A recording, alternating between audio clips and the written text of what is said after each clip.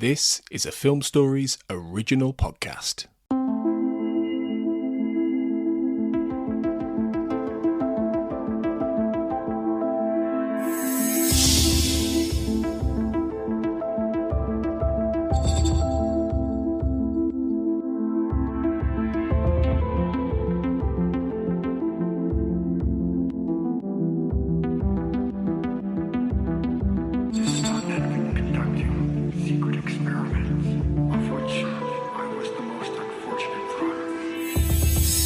Welcome back, everybody, to the X-Cast. The truth is in here.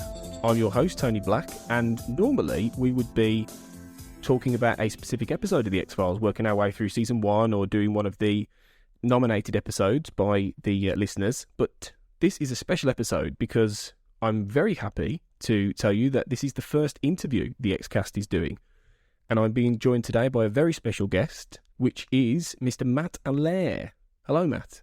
Hi, how you doing? I'm very well, thank you. You are, of course, the webmaster for the X-Files Lexicon, which is one of, if not the biggest online resource for the X-Files that's been going for many years, as well as a talented director, editor, writer for quite prestigious websites and magazines like Den of Geek and all kinds of things. So I'm really pleased to speak to you today, and thank you very much for coming on the show. Oh, it's a pleasure. Thank you. I'm going to start off by, before we get into talking about you and the X-Files Lexicon and your career and everything, I'm going to start off by asking you the standard 5 questions of X, which I ask all the guests when they come onto the X-Cast. So, firstly, what got you into the X-Files? Well, I, by chance, in its first broadcast run, I saw ICE when it first aired, and that really just blew me away. I was still in college at the time, so I really couldn't get into it until the following year. So from season 2 onward, I was, faithfully watching it. That's a really good episode to get into, isn't it? Really, ICE. It's probably one of the best of the first season. Yeah, it's a really good way in. Indeed, it's just an amazing. It was obviously riffing off of Joseph Campbell's story and The Thing, but still, it was such an interesting episode, and I was busy in college, so I couldn't really watch much more of the first season, but then I was able to peacefully start following it from season 2 onward. Yeah. So for the second question, what is your favorite episode of the X-Files? Well, I'd have to say it would be Gethsemane. Really? The season 4 closer. Yeah. I thought it was interesting sort of see this progressive arc with Mulder becoming more skeptical, and it's interesting because a lot of fans seem surprised with the new series that Mulder is skeptical again, but it's really like, well, we've been here before, so I just thought I just watched it again for Den of Geek, and it's an amazing episode, and then everything that led into throughout season 5 as far as the mythology aspect. All that. It was just a really interesting arc for them to go with Mulder, and it showed the complexity of the idea of faith being not all, cut and dry to either believe or you don't believe. That most people go through phases where it's like, well, maybe not, and so that's one of the reasons why it's so interesting. It feels like quite a different finale as well, doesn't it? I think from many of the others, which were had all the multiple, supporting characters, and there was lots of twists and turns and adventure. This one was a lot more differently structured. So no, I think that's a really, really good choice, which one that a lot of people don't tend to say. So I think that's a great choice. Off the back of that then, what would you say your favourite season of the show would be? Well, you have to understand that I'm a fan of the first 4 seasons, so it's always extremely difficult for me, but I would have to say season 3 is probably my all-time favorite. It's sort of a toss-up between that and season 4. The reason why I love season 3 so much is it's so eclectic, with kind of the different directions that the season goes into, and there are just so many great, episodes and moments from that season that it's always really tough for me, but that would be the one I would have to pick. Yeah, I think I said on the previous podcast that season 3 is very much the general one that everyone seems to pick, and I think your reasons are absolutely right. It does have the real blend of standalone episodes and intriguing mythology episodes that just make up the, and it was at its prime at this point. So I think that's a really good choice as well. So the next question would be, who is your favourite character in the X-Files? This doesn't have to obviously just be Mulder and Scully. It could be anybody. Well, it's tough because I really identify with Mulder a great deal. But I would probably have to say that Deep Throat is the character that I have the most affection for, because he was basically the mentor, for Mulder, and really kind of set him on the path of where he went. And it's not that different from the relationship between Ben Kenobi and Luke Skywalker in Star Wars, or the kind of things that Joseph Campbell were talking about as far as, the sage-like figure who sort of helped set the hero on his path and all that. So I have a lot of fondness for that character. We actually were able to interview Jerry Harding not too long ago, and it was really great and amazing to do that. Wow, yeah, I saw that. Yeah, I saw that on the site. That must have been a great experience. What was he like? Was he really fond of the character still, and was he still enjoying having played the role? Well, yes, it was. He's getting up there in age now, so his memory isn't as acute as it used to be. So I went into it knowing that, but he was really gracious and went over everything we went over, and I'm just lucky that we got him, because unfortunately with obviously some of the characters, the older actors, they may not be around much longer. So, when there's an opportunity to speak to some of the more elderly type actors from the show, the more elderly type actors from the show, then it's really a great honor and opportunity to do that.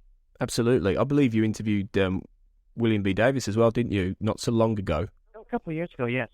Again, that must have been a really, really exciting experience, because he seems like a really lovely man, an intelligent man, and that must have been great as well. Indeed. So the last question would be, what is your favourite moment from the X-Files in general? Do you have a particular moment that you think about, or a scene, or anything like that leaps out at you? Oh, easily, it would have to be Paperclip, and it would be the scene where Director Skinner is telling off CSM, with Albert Rothstein and all that. That was just such a cathartic moment for the fans to see that, and it was interesting that leading up to that, that's the first time that we really see CSM kind of not as cocky and confident as he had been. He sort of is really looking vulnerable for the first time in a while, and so it was just such a great great moment for the show. It really was, wasn't it? It was the moment where Skinner becomes the Skinner that everybody knows and loves, really. So that's a great choice, and it's a scene that always sticks in the memory from a really good run of episodes, really.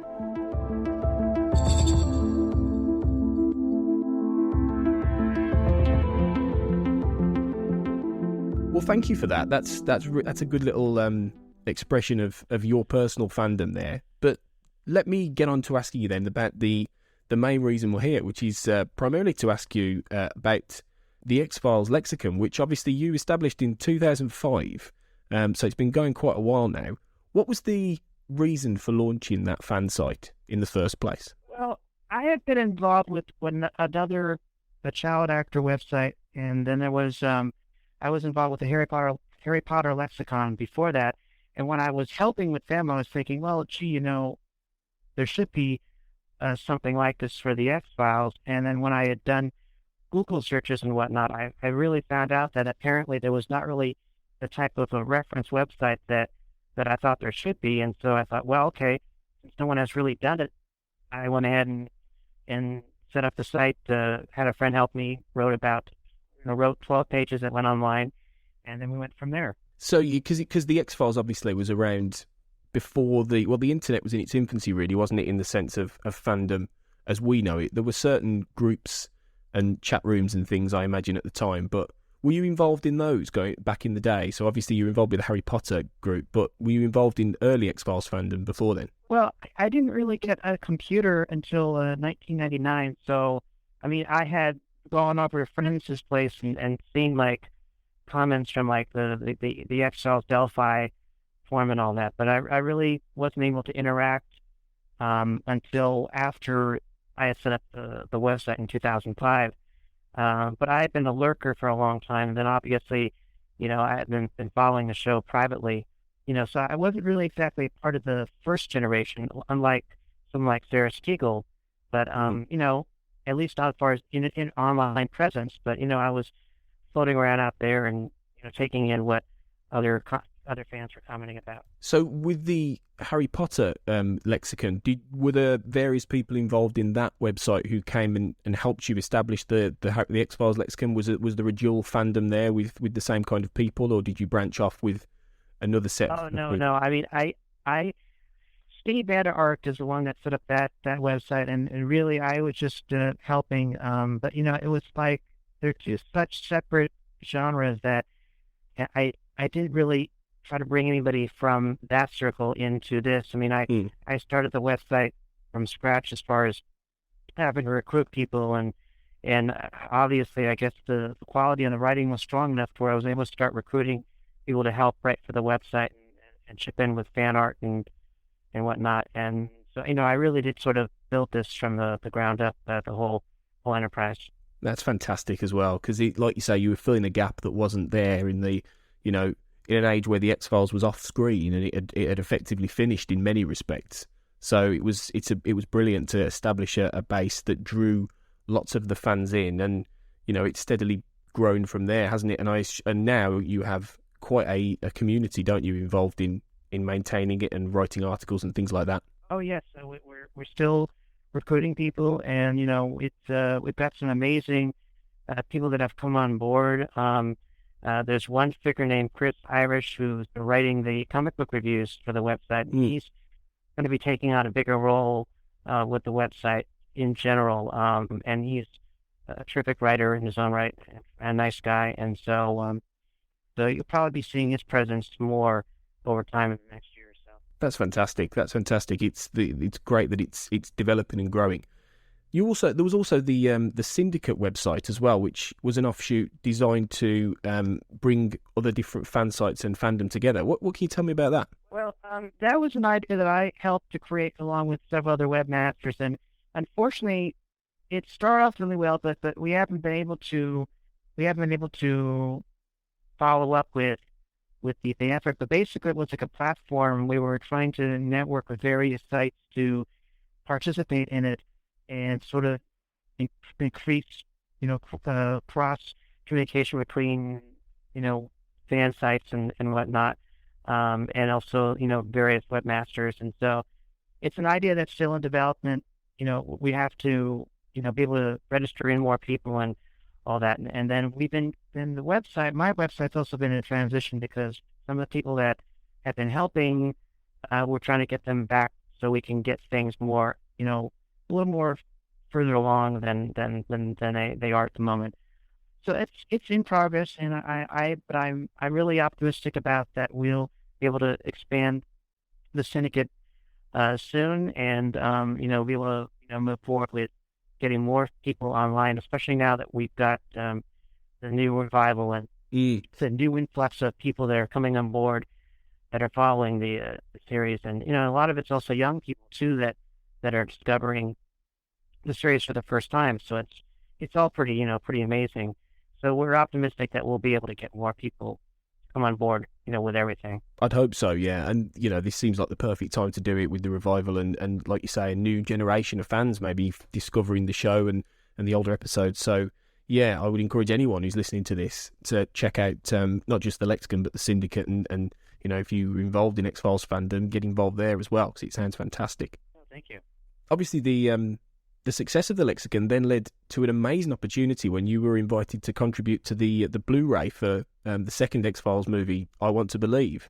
That was such an amazing thing must have been asked. The feeling about must have been fantastic. Oh yes, it was a total shock. What happened was Frank Splatner's assistant, Jana Fain, contacted me and asked me if I wanted to get involved. And initially, I was sort of expecting our website would just be, doing coverage or interviews for the show, and then this thing developed completely out of the blue, and so I was able to bring on two staff writers, to help out with this, and it was pretty amazing. So what exactly was the main contribution to the actual finished Blu-ray then that your team brought to it? Well, we worked on the interactive timeline that you can find on the Blu-ray. I love that. I have to say, I love that. I really do. I was telling people about that when I bought the Blu-ray. Sorry to interrupt. I loved that. It was brilliant, I have to say. Oh, thank you.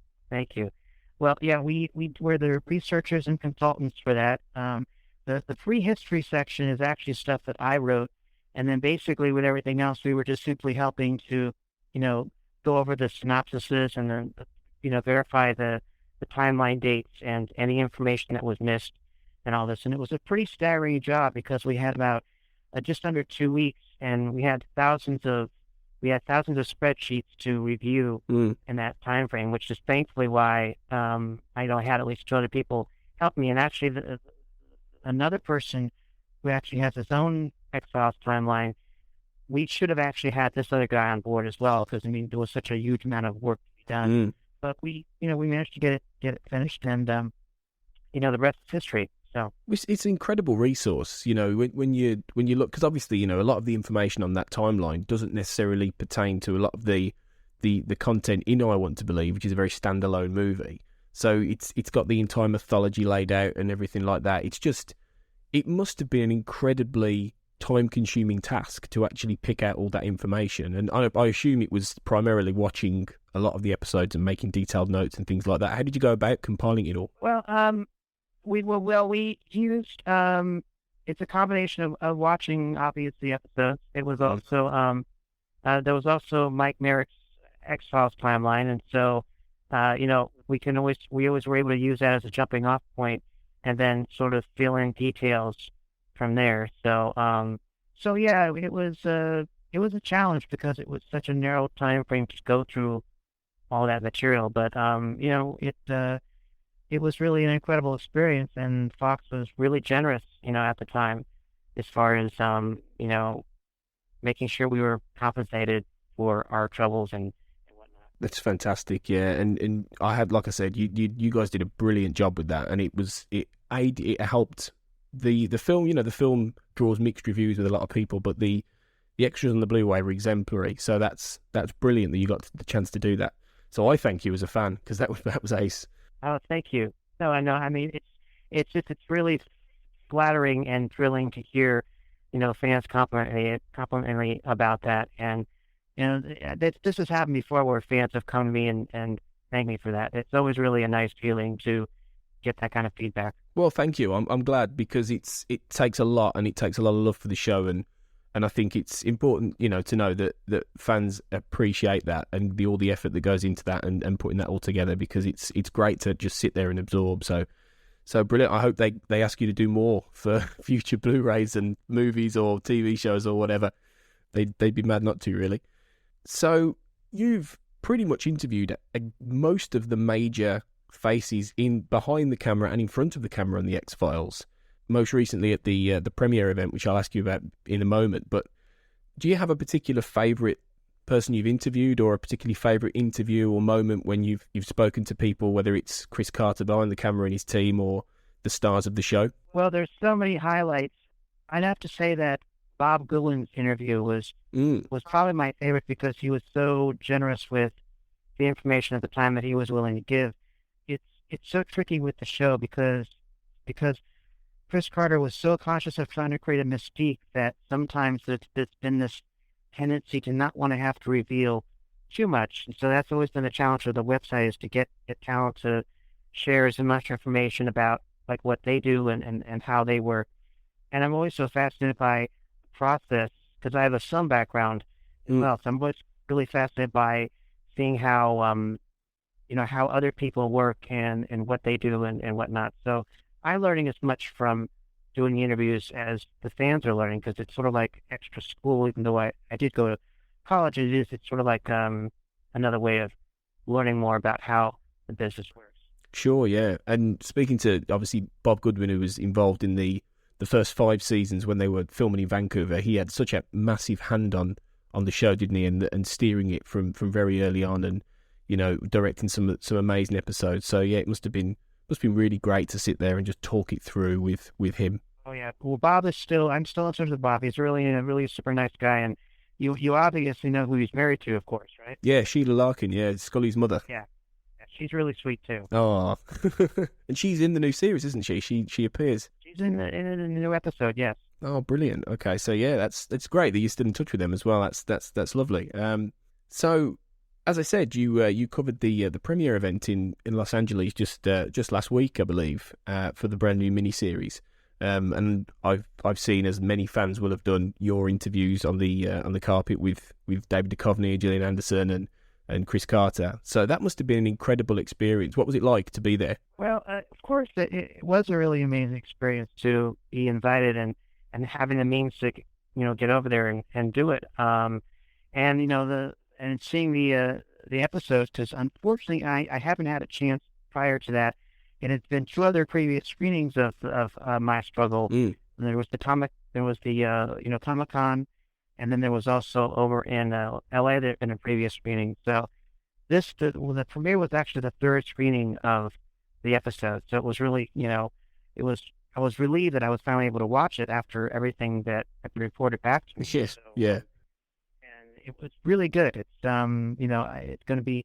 I can't really predict ever like how other fans are going to react to the episode, because fans take different things from the X-Files for different reasons. So, everybody will respond differently depending on kind of what they like about the original series, or what they like about the interaction between Mulder and Scully, or the mythology, or whatever. So I would be the wrong person to predict make any proclamations about if they're going to love it. But I thought that first episode was really quite good, and as I mentioned earlier, it shows Mulder is back in a place where he's more skeptical. Ironically, after his bone abductions and dying and coming back to life and all the things that he experienced, it's an interesting place to be in. But there was a press interview that Chris Carter gave to another reporter that I was involved in, and he talked about how there is a much larger mushroom that not everybody is seeing what the greater whole is, or two words to that effect.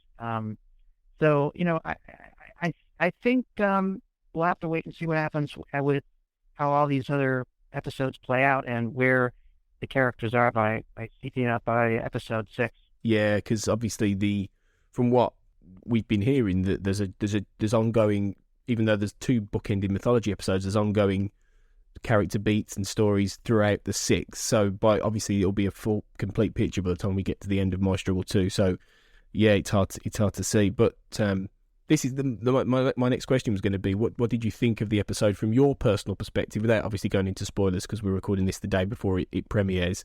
But what were did you get from it what you wanted as a fan? Because as you said, everyone takes different things. But for you as a fan, did you get what you wanted from My Struggle? I mean, I felt like I did, because I'm more interested in, the mythology aspect, and the new episode feels like it rings very true and consistent from what we last saw in 2008 as far as the characters. And that was one of the things that's important to me, is that it emotionally makes sense, and that the characters are depicted realistically as far as their age, because they are obviously, David and Gillian are obviously older, and it wouldn't be realistic to sort of portray them like they were 20 years ago. And so I'm happy to say that, that they are still acknowledging their age, not only for them, but also for, Skinner and whatnot. And so, yeah, I thought it really worked well, and, and hopefully the fans will really love what they see. Well, so do I. I hope I do. I'm very confident I will, despite the fact that there have been some mixed reviews in the media, and it's wildly mixed in some respects, but I'm confident as a fan I will enjoy it, simply because I never thought this day would come, if I'm completely honest. For years, after I Want to Believe, especially for years, I was just telling myself, that's it, it's done, it's over, until somebody reboots it, which I think they might do one day. But yeah, so I'm just delighted that we're at this point, and the fandom is going mad. Every day there's new articles on the X-Files or interviews. It's wonderful, and it's wonderful to be experiencing that in this age, in this digital age as well. And it must be great for you as somebody who gets the chance to go to these events and speak to people and meet fans and things like that. Indeed.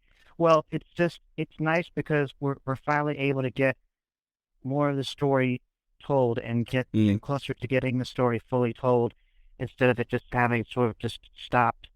And so that's one of the more important things about, this going on is that we're closer to having the rest of the story, told in light of like Edward Snowden and NSA and the drone phenomenon and some of the things that are going on, of course, in our society, as well as in America, some of the political candidates that are saying some really, truly frightening things.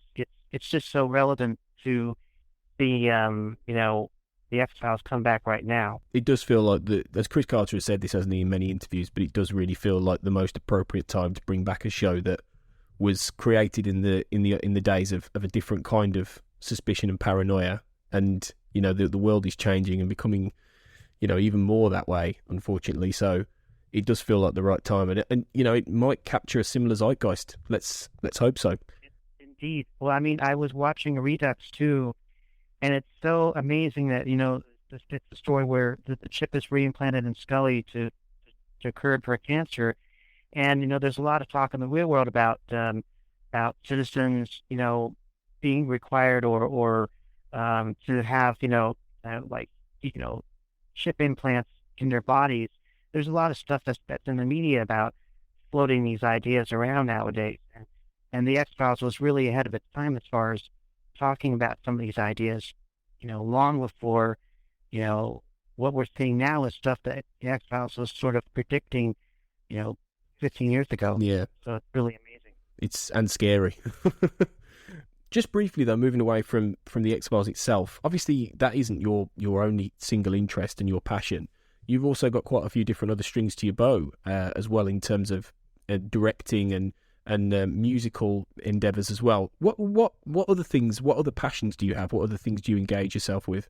Well, my first real passion is film. I mean, ever since I was, 10 years old and I saw Star Wars, that's really what I want to do. So I've done a fair amount of work in film. I went through a period where I was doing a lot of work in documentary, and then I actually am setting up my own small company, and I actually have a half-hour film that I'm working on getting produced.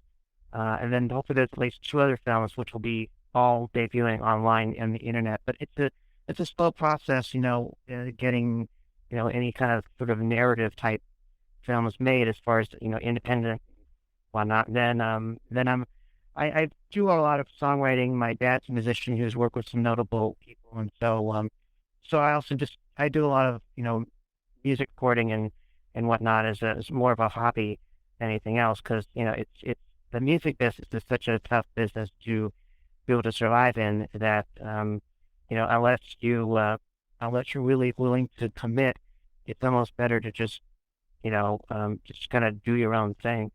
And I have an art background too, so I still draw and whatnot. So you have a wide variety of artistic endeavours as well as running the lexicon and your journalistic aspects as well. So that's fantastic, and that's I think that's really good to have all those different things that you can engage and enjoy, really. So that sounds brilliant. Well, is there anywhere we can see any film work that you've done, or any music? Well, what I'm trying to do is I'm kind of transitioning with there was one producer that was involved, and then he couldn't really stay committed because he was busy with other things, and so the plan is I actually shot a trailer over the summer, and we're trying to get that finished. There's some delays with getting that finished, and then the next step is we're going to do a Kickstarter campaign with the trailer that we're working on, and then hopefully we'll be able to raise enough funds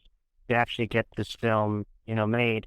And then plan will be, after the film is made, for it to debut on the internet in like 10-minute segments, because there's a huge market for, short form film with the internet right now. So, and I like that a bit better than spending a lot of time working on an indie feature where the odds are really slim that you're going to get, a lot of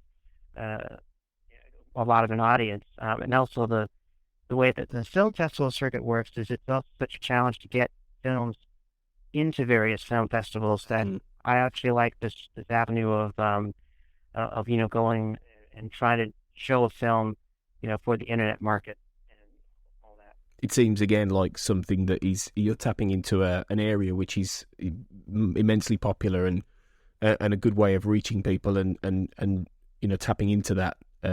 So it makes a lot of sense. So yeah, if you do have anything go up like that, please do let the podcast know, and we will promote that on the Xcast just to get your work out there. Absolutely, it's gonna be really important to get as much support as possible. So I will definitely pass it on. That'd be great, definitely.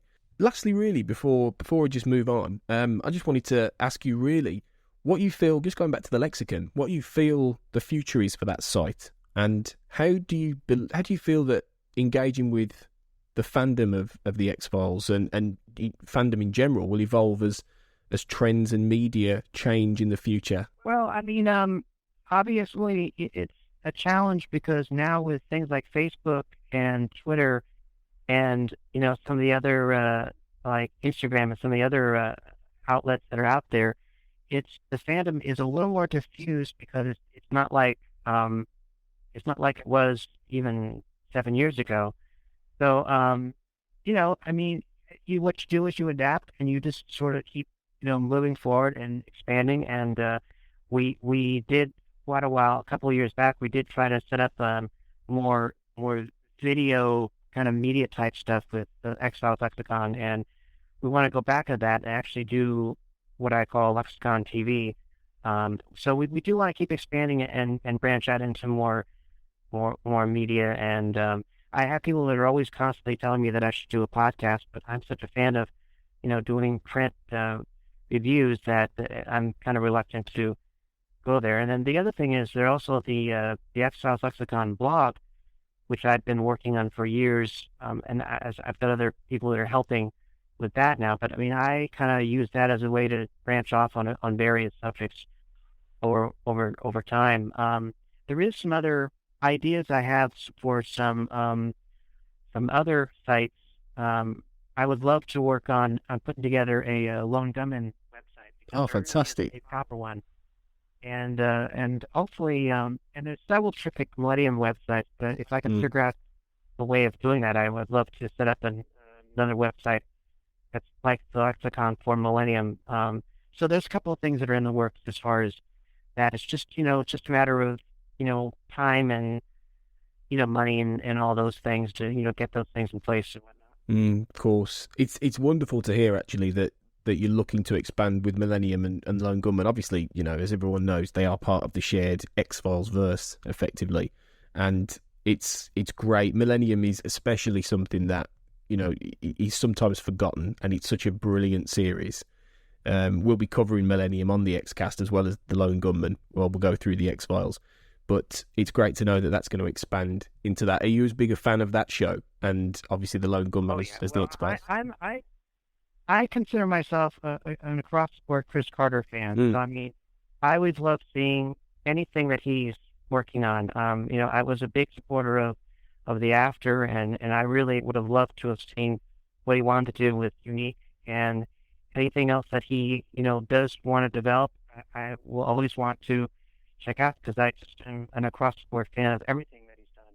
I feel sad that we never got to see more Harsh Realm, actually, back in the day. I know a lot of people have commented about that, yes. That had such potential, Harsh Realm. It's a real shame. I sense that it was a little bit ahead of its time, actually. I think it might have done better in the present day, but who knows? But yes, the lexicon, obviously, as it expands, hopefully will, continue to grow, and sites such as the Syndicate will continue to find fandom. And as the X-Files now comes back into the public consciousness and hopefully stays there, with if it continues, if the miniseries is a success, hopefully this will mean the site only grows and grows, and it'd be wonderful to see that, because we don't want the X-Files to fade away. Indeed. Well, we'll see. We don't know. We'll see how the ratings do for the first couple of episodes, and if they're phenomenal, then I'm pretty certain that Fox will feel confident in being open to more, depending on everybody's schedule that worked on this show and any other other ideas that happen in the future. Absolutely, fingers crossed. Just make sure you watch it, everybody who's listening to this. Watch it and get those ratings up, definitely.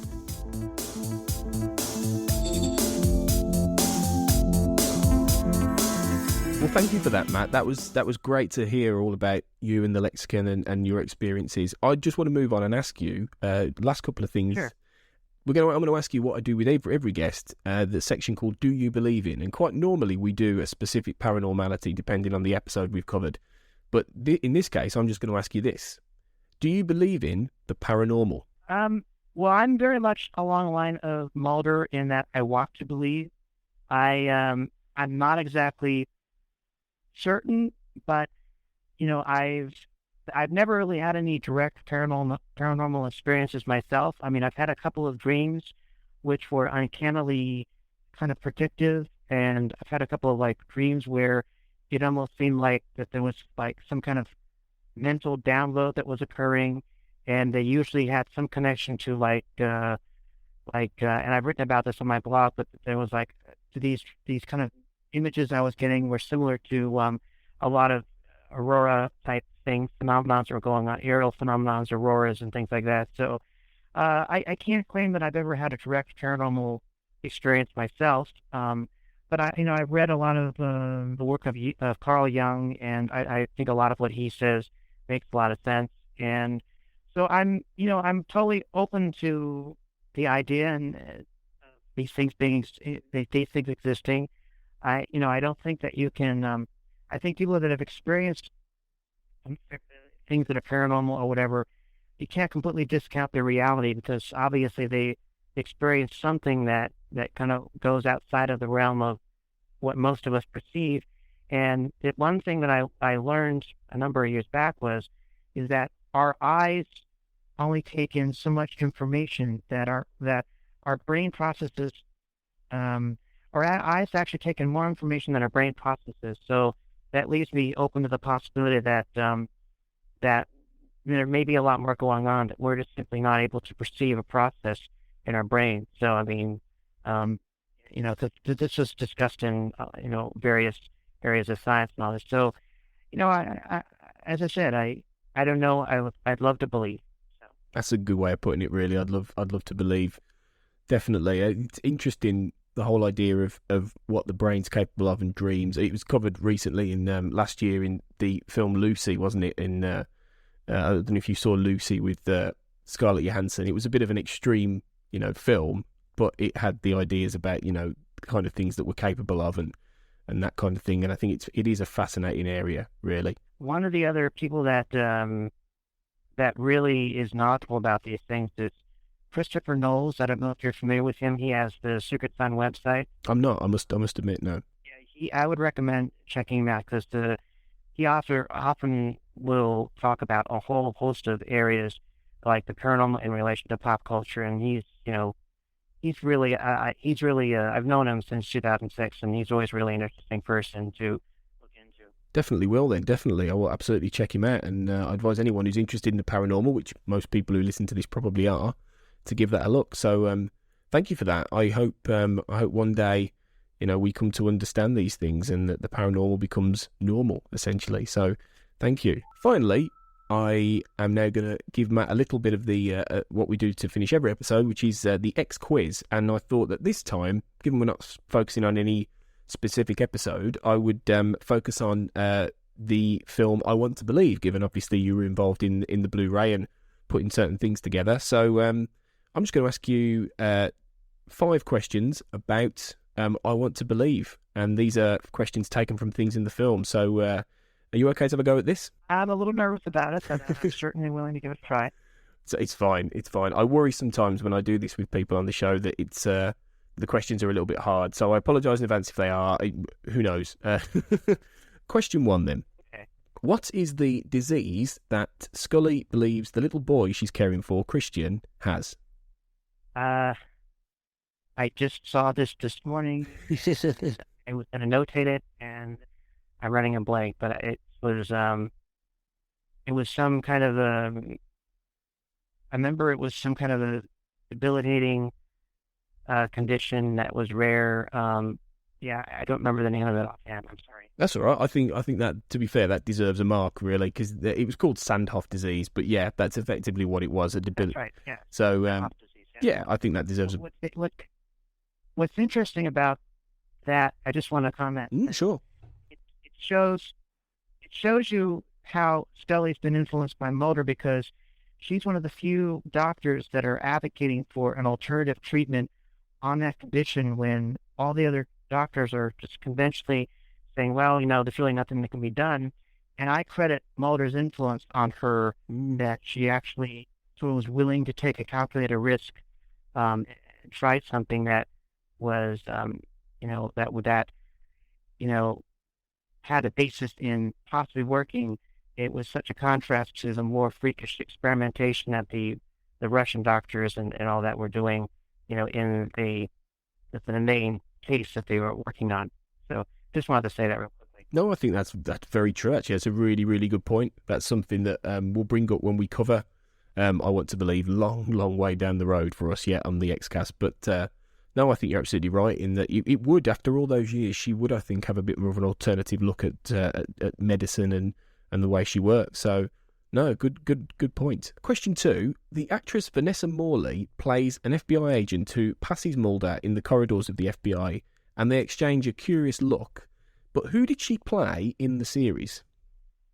Well, okay. Now I remember Dakota Whitley, or Whitney, the other agent, which was played by Amanda Peet. I'm running a blank on who that would be. This is admittedly more of a production question, I have to be honest.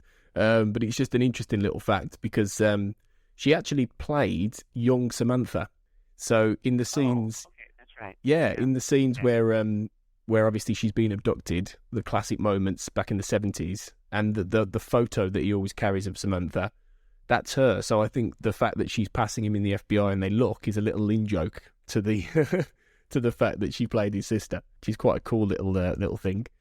Okay, question 3. Can you name the animal supply store that Mulder drives to in the movie? Oh boy, I'm doing abysmal on. It's fine. They're tough questions. I don't remember. I know that I remember with the Janet character. I remember that he was working at that facility, and that the FBI raided it, but I don't remember the name of it offhand. Well, it was called Nutter's Feed and Animal Store, and it was a reference to the director David Nutter, who obviously came on and he's directed lots of shows over the years. Oh yes, yes, I should have remembered that. It's fine. I was planning on watching I Want to Believe, and the problem is I've been so busy with other things that I just didn't have the time as of this week to sit down. I was working on something else and doing a marathon on everything else related to the mythology, and I wished I had seen it, but I haven't had time to really watch it again to refresh memory on some of it. It's fine. I think my questions tend to pick out little things from inside the film that people probably would have to look to notice. So I've been told. That's right, because I do the same thing with the website. We're crazy meticulous with the website, so I understand. So on to your next question. Okay, it turns out I've actually only got 4 questions, as I thought I had 5. But my last question then, in this case, is what is also the name of the hospital where Scully works? Our Lady of Sorrows. Yes, Our Lady of, which I thought was a really nice name for the hospital, and obviously taps into Scully's religious aspects as well. So there you go. So out of 4, you've scored 2. Basically, that's pretty good. That's a decent average. Okay. Yeah. Right. Well, I she's still working at that hospital in the new pilot, as people will find out soon. So that's why the name immediately rang a bell. Interesting. I'll find out very soon, because I'm obviously going to see the episode. Well, actually, because in England it's a little bit different. It's coming out. It's on TV at the start of February, but you can buy a season pass on iTunes, which I bought. So hopefully, I will have the episode by Monday. I think my fingers are crossed, because I can't wait till February, because it will be spoiled by then. Well, yeah, true. That's what I've heard about this. I've heard about this problem in the UK, that they were waiting. They were going to be running them later. I thought that's not necessarily a very good idea or a fair idea, because the way this works is things get written about so rapidly nowadays that everything will be revealed before your fine folks in the UK have a chance to see it. It's true. It's very true. That's why we're lucky with Game of Thrones, because we get Game of Thrones. We do have to. It is on a pay cable channel, but you can get Game of Thrones like the day after on actual TV. So we're lucky with that show, because that's another very talked about one. But obviously that's such a big phenomenon with the X-Files. They haven't done that, which is a shame. But it'll be fine. Indeed, I love Game of Thrones. I've been following every season of that. It's an amazing show, isn't it? Yes. Okay, well, that's basically it then. It just leaves me to say a huge thank you, Matt, for coming on and giving up your time to talk about the X-Files and your fandom and what you've done. So I can't thank you enough. Oh, no problem, Matt. It's been a pleasure to speak with you, and thank you for taking the time. Thank you very much. And again, thank you for your contributions to X-Files fandom, because I think, it'd be lesser without someone like yourself flying the flag, really, for such a great show. So I think on behalf of all the fans who listen to this, big thank you for what you've done and what you continue to do. Oh, thank you. I remember there used to be a UK forum that I used to be involved in, and that eventually, unfortunately, disappeared. But I remember the people that I met from the UK fans were always, so pleasant and so smart, and it was always so enjoyable to be able to communicate with them. Well, thank you on behalf of the UK for that. But that's really nice. Thank you.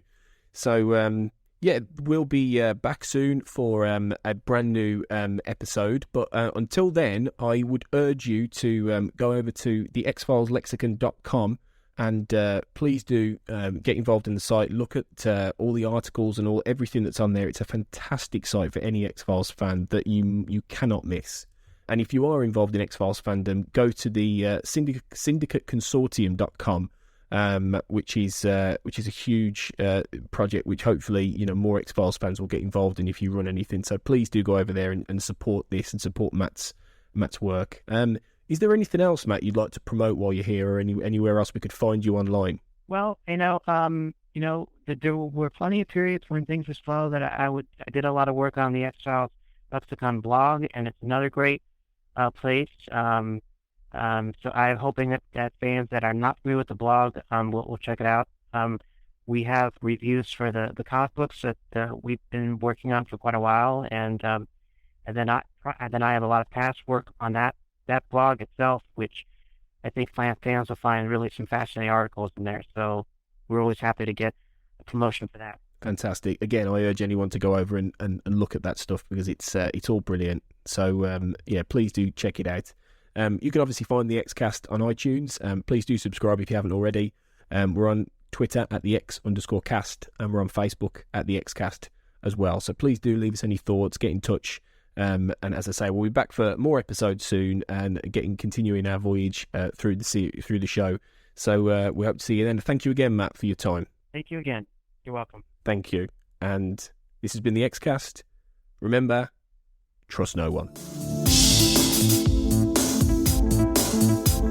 The Xcast, an X-Files podcast, was created by Tony Black and is produced and hosted by Carl Sweeney, Sarah Blair and Kurt North. You can find the podcast on Twitter at the X_cast, on Facebook by typing in the Xcast, and in our group, X-Files Basement, the Xcast podcast fan group, and on Instagram at the Xcast pod. Don't forget, you can support the show by becoming a member on Patreon. Our patrons get early access to episodes, behind-the-scenes chats with our hosts and a thriving community of X-Files, and other premium interviews and specials. To find out more and subscribe, you can go to patreon.com/thexcast. That's patreon.com/thexcast. We are also part of the We Made This podcast network, full of popular culture shows, including our Millennium series, The Time Is Now. You can find all of our shows at our website, wemadethispod.com, or via Twitter at wemadethispod. Thanks for listening and keep watching the skies.